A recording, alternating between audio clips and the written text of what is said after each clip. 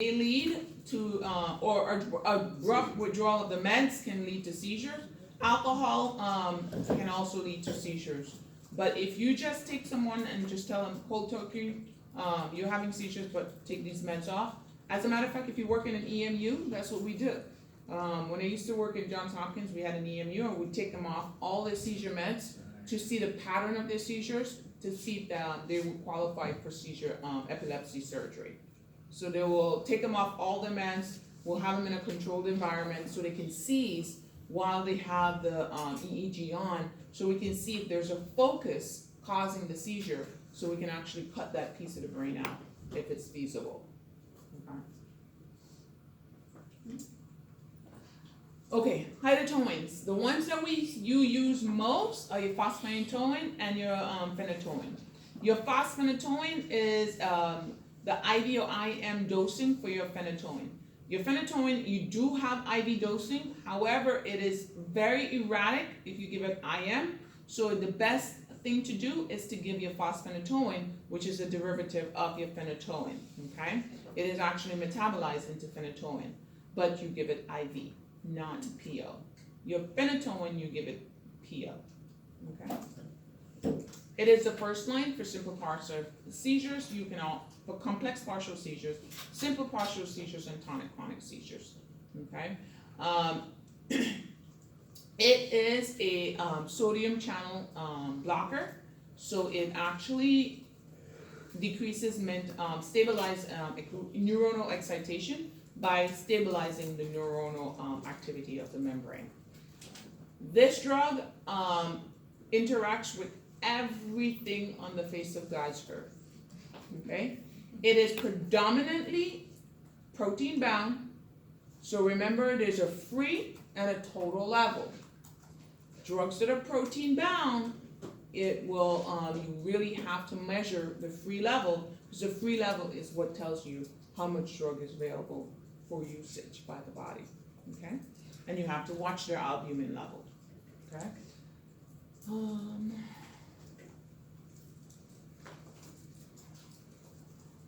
Do not give it in patients who have absence seizures. It actually increases the risk of absence seizures.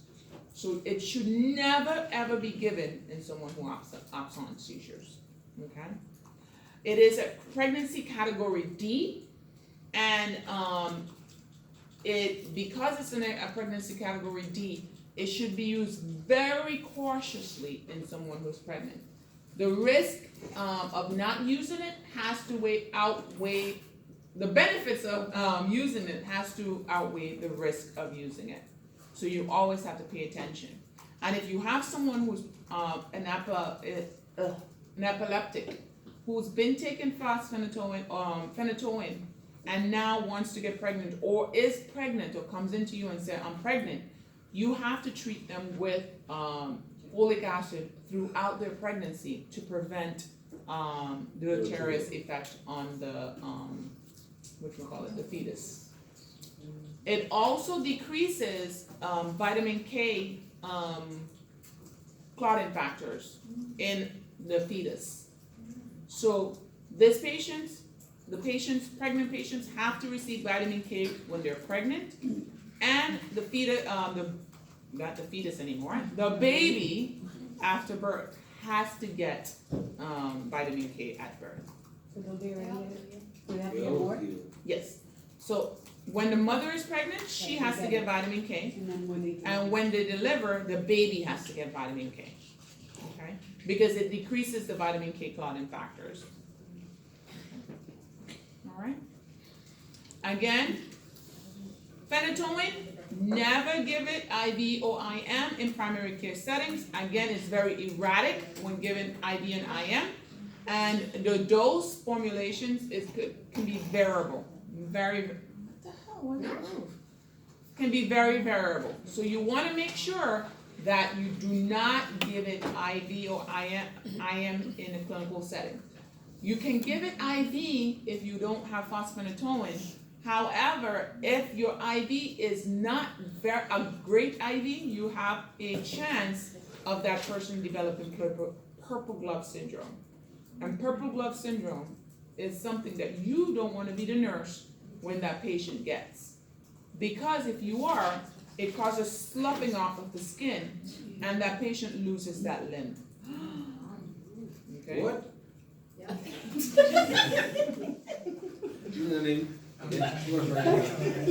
It's in the PowerPoint somewhere. I just never know which slide it's on. He's never gonna give that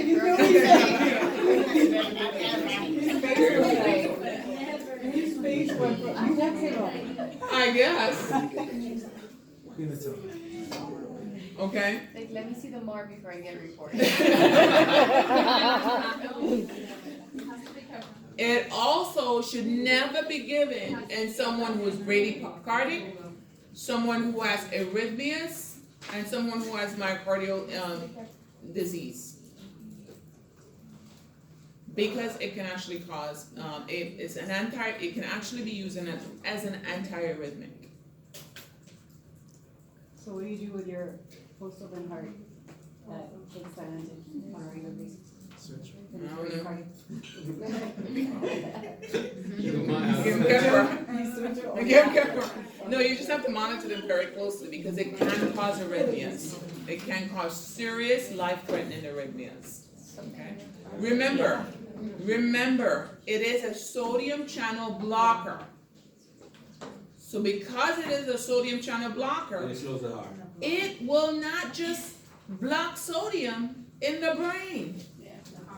It doesn't, the body don't say, well, you know what, this is dilantin, so it's only to go to the brain. No, that's not how it works. If it blocks sodium, it's gonna block sodium. And it's probably gonna block sodium in the heart also. As a matter of fact, it does, because that's why they give you all these side effects from it, okay? It can also cause gingival hyperplasia.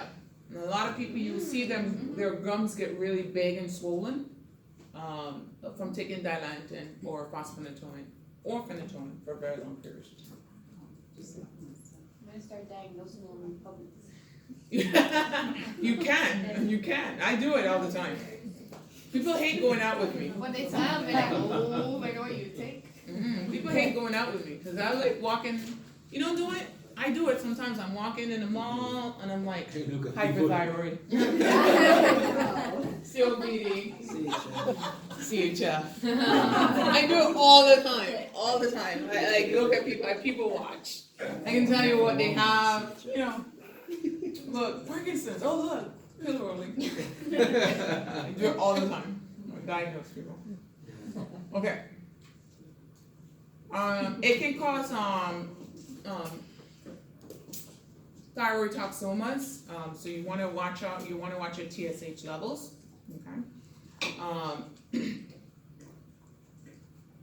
Avoid driving with all your seizure patients.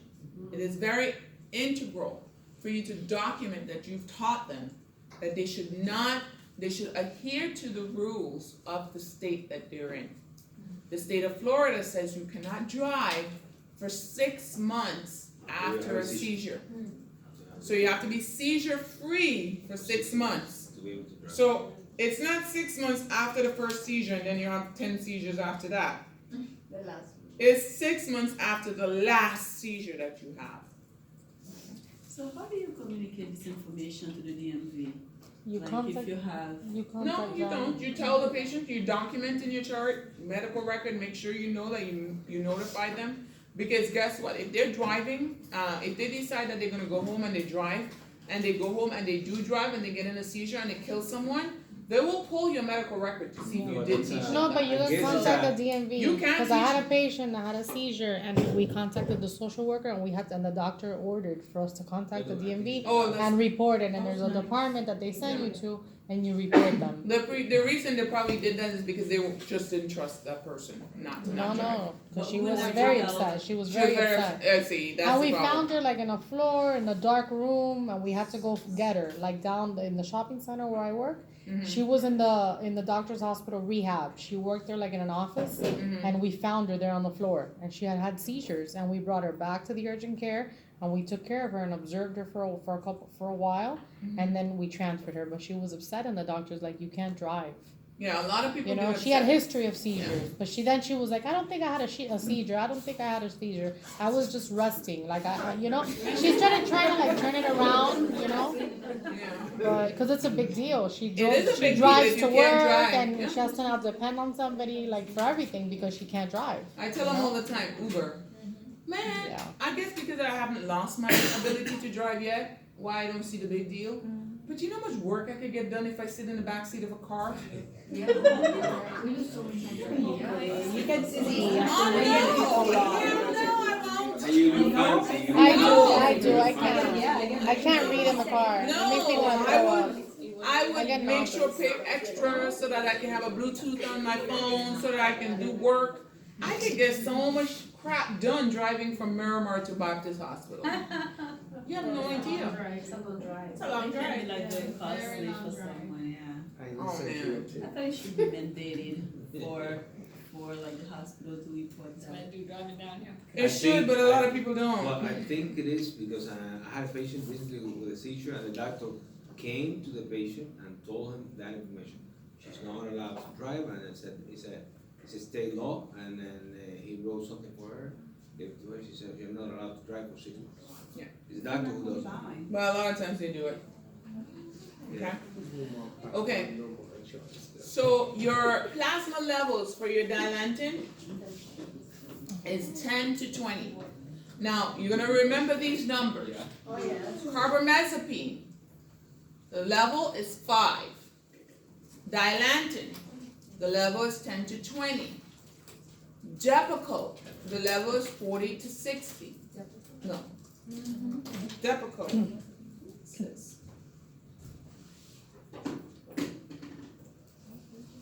Hello? Really?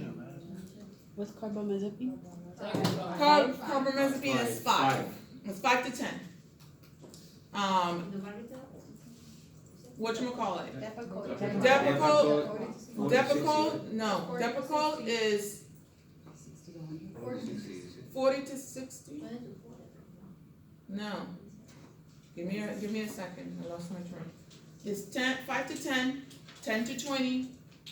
Then you have 40 to 60, and then I think 60 to 80, which is phenobarbital. I'm gonna verify in a minute.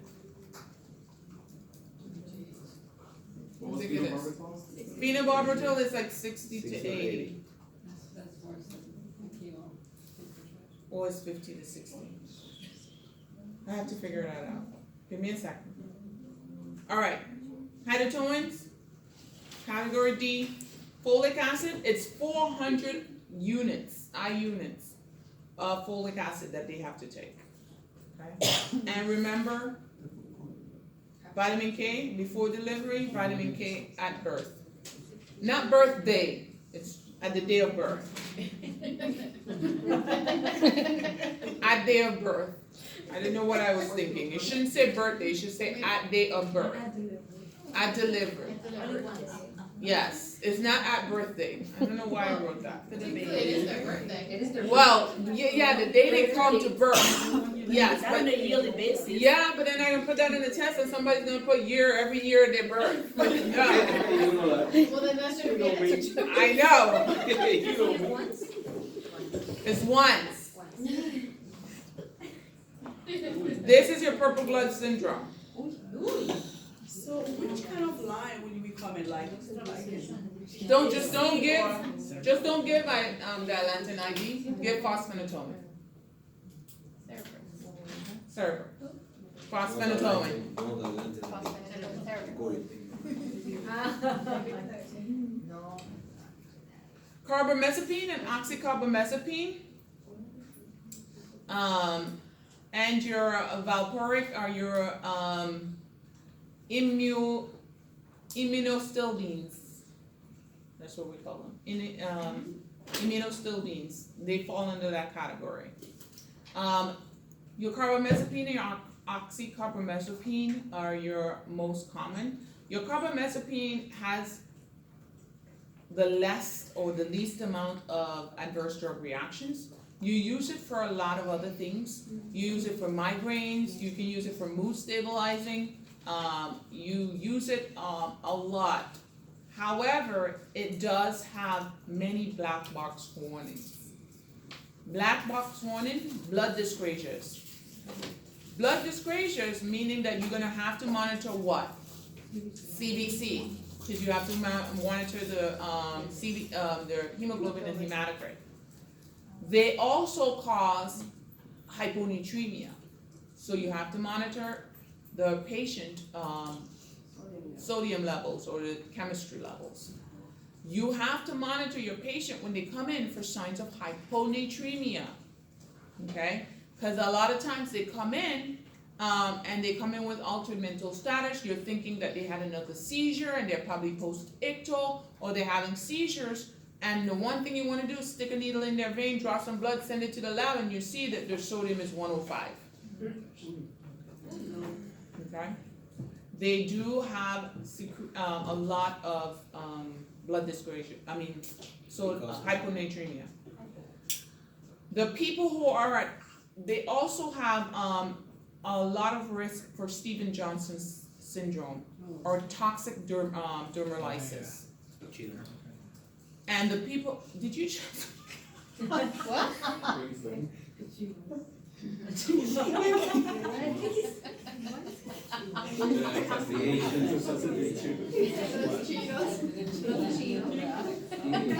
Genetic testing for anyone, for Asians, because of their CY. I had to do it. I scanned it really quick. I'm like, who's he offending now?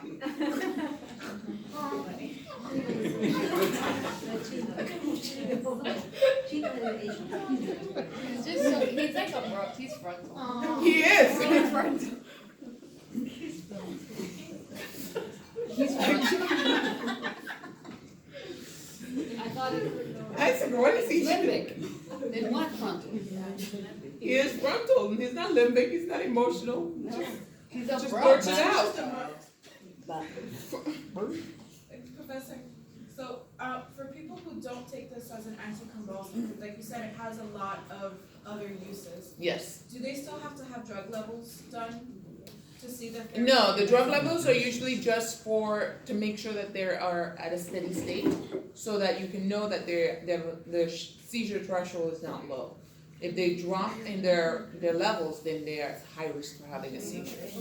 Now, when you're using it for treating migraine and you're using for other uses, you're just monitoring their clinical symptoms. But you have to watch them for these types of things, like if they're having bleeding tendencies, you know you gotta draw CBC and look at their platelets, look at their hemoglobin. If they're complaining of weakness, not feeling good, you wanna look at their hemoglobin and hematocrit. If they're complaining of nausea, vomiting, these patients, if their levels are fine and they're having increased seizures, that's a problem too, because remember, hyponatremia can give you seizures. So they may not be seizing because they have a problem or their seizures are not well controlled. They may be seizing because they're hyponatremic from the drug. Okay, so you have to monitor their levels. You have to genetically test Asians because they have the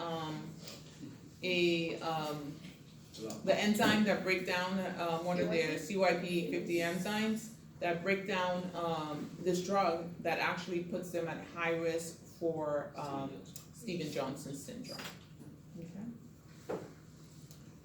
Watch out for grapefruit. It's still metabolized by the same CYP450 enzymes as the immunostilbines.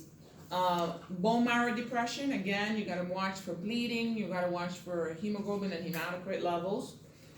It can actually impair thyroid function, so you wanna watch your TSH. Baseline labs, again, just like the hydrotonins, you wanna make sure you have a CBC chem panel. It is metabolized by the liver, so you want a hepatic panel, you wanna make sure your liver works. And TSH level because of the thyroid implications. Okay. All right. Demi, you haven't read anything for me today. No, you didn't. Oh, wait, you heard, I was gonna say I did. Yes, I heard it. Telepathy. Tim is a 25-year-old male who presents to the emergency department with breakthrough seizure activity. He was diagnosed with temporal lobe seizures approximately 18 months ago and have been taking carbamazepine. You draw drug levels, and it is 1. Normal levels are 4 to 12. He tells you that he takes his medication as ordered and have not missed a dose. What is the potential problem with Tim's level? All right. If you notice, this case has slightly higher levels than, or slightly lower, higher than mine. I said 5 to 10, it says 4 to 12. Same thing, okay?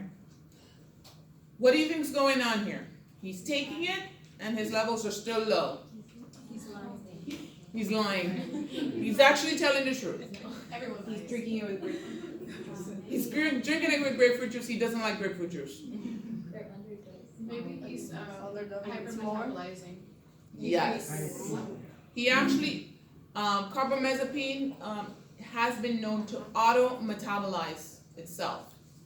So because of that, it auto-induces metabolism, metabolizing enzymes, so it actually gets out of the system much faster. Okay? So they may have to change the drug to something else or give higher doses. He's Asian. He's not Asian. The auto-induced metabolism occurs with long-term use, and it's not based on any kind of genetic predisposition. So you put him on 2, take it off one time, put another one, or? They can change the drug, or they can give him a higher dose. Okay, but it may just do it later. Okay, so monitor for hypernatremia. You have to know the signs and symptoms of hypernatremia: nausea, vomiting, headache, confusion, restlessness, irritability, stomach cramps, muscle weakness, spasms or cramps, and seizures. Okay, so again, they could be seizing, they have seizures, and sometimes this is why we miss these things, because we're like, well, they have seizures, they probably need to increase the dose, but it may not be that. It may be that they're hyponatremic. Black box warning. It's not the CYP, it's the HBLA, HALB 1502, which is this alley that they have for Stevens-Johnson syndrome. And it's Asians only, epidermal necrolysis and Stevens-Johnson's, they're at high risk for these. So they should be screened for this gene prior to initiating the therapy. Yeah, I know that. Aplastic anemia, I was gonna do agarose because I saw it and I used a couple of things. oh yeah, that's why you have to do the CBC, Yeah. because we talked about the granulocytosis. Agranulocytosis or aplastic anemia can be associated with that. And it's just not carbamazepine, it's oxycarbamazepine too. Let me ask you this, is the plastic anemia is normal or microcytic?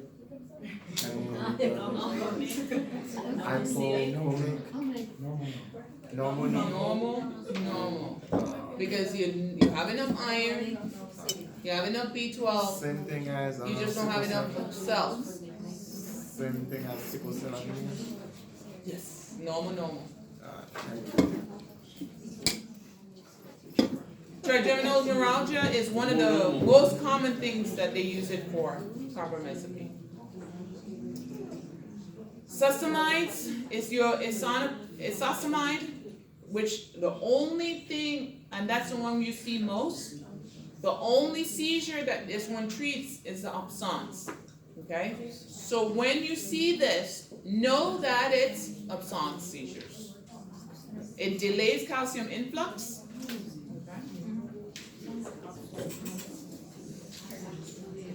Okay, so the next one is your lamotrigine, guys. Your lamotrigine, which is your Lamictal.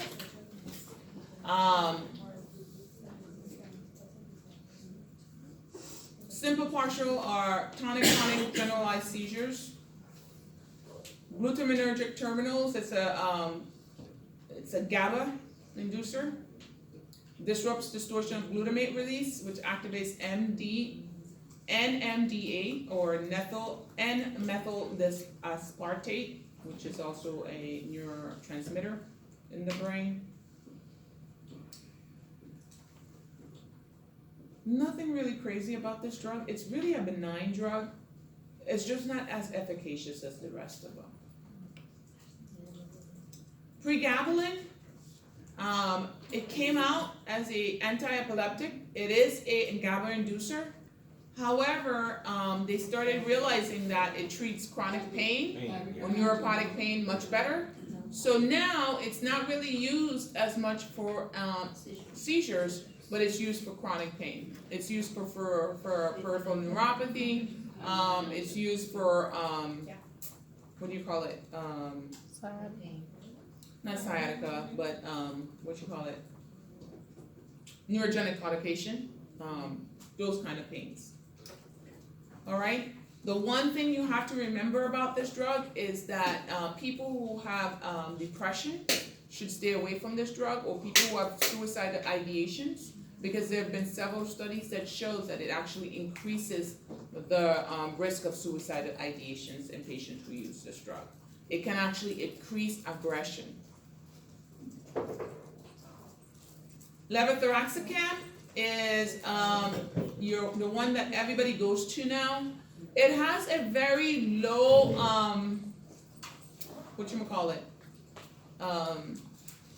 side effect profile. The biggest side effect associated with this drug is somnolence. So people who are on this drug sometimes have to get used to it before you make a judgment on it, because they can be like knocked out. Especially patients with stroke and stuff, they end up out for days on high doses of levothyroxine. So you want to really monitor them for somnolence, okay? Topiramate, which is not used as monotherapy, is a GABA inducer. It's not used as much for seizures, except it's used for adjunct therapy for Lennox-Gastaut syndrome. This is a rare type of seizure. You see it a lot in kids. The problem with this drug is that it causes, it decreases a person's capacity to sweat. So they overheat a lot, okay? You see it a lot, especially in kids who get active. It decreases their ability to sweat. So one thing you always have to monitor for these patients is overheating. Okay? This drug also causes depression of appetite, so it causes anorexia. Because it causes anorexia, people want to be on this drug. It is used for adjunct therapy for migraines. And migraine sufferers, because they know that, or their friends said, oh, they put me on this drug for my migraines, it helped my migraines, and I lost 10 pounds. A lot of migraine sufferers ask for this, okay? The side effect profile is not as bad. Again, you don't sweat as much, hot flashes. It should never be abruptly withdrawn, because you can have seizures as a result. Octavia, can you read that one for me? Janice is a 34-year-old female who has been diagnosed with migraine headaches for a few years. She was becoming refractory to her medications, so her TCP started on to correct. She comes to the office for a follow-up visit 4 weeks after starting the drug and reports that her headaches are better, but she has lost 10 pounds without mentioning that.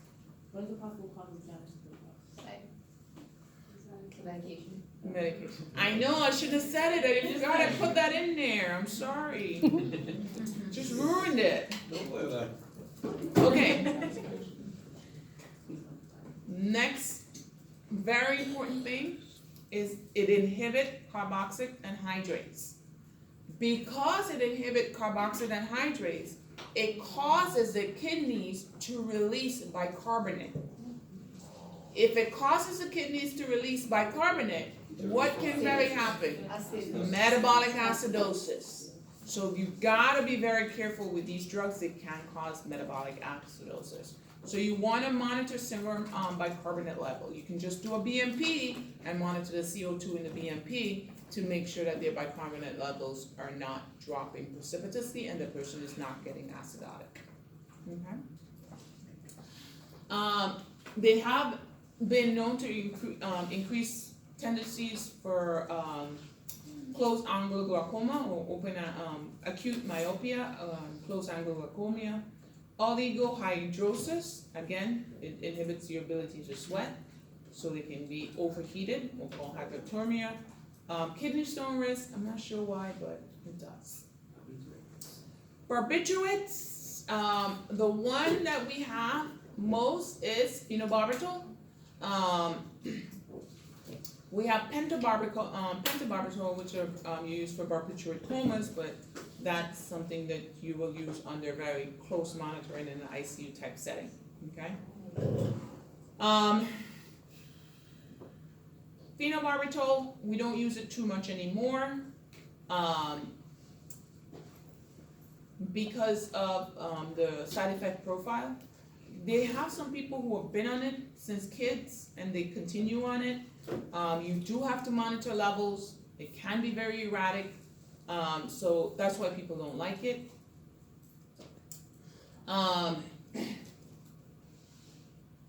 Recurrent seizures in children, including febrile seizures, they use it for, it can cause you to be very sleepy, and that's why people don't really like it that much. But once your body gets used to it, it usually levels out. Rebound seizures. That explains the tea you told us about. Oh yeah, yeah. I did get my dose of barbiturates. 1 hour. Primidone, it's metabolized into a barbiturate, so it's metabolized into phenobarbital. It's not used as much. Complex partial seizures is what we use it for. Again, a lot of these you will not see on a day-to-day basis because more in a neurology office if you work in that. Okay. All right. Don't worry too much about partial versus tonic clonic because a lot of these are used intermittent across the board. Such as Capra, levothyroxine, it was never initially approved for tonic-clonic seizures. But when they brought it in the hospital and they realized it worked, everybody used it for tonic-clonic seizures. It was only approved initially for partial seizures. Okay, so I say that to tell you that they say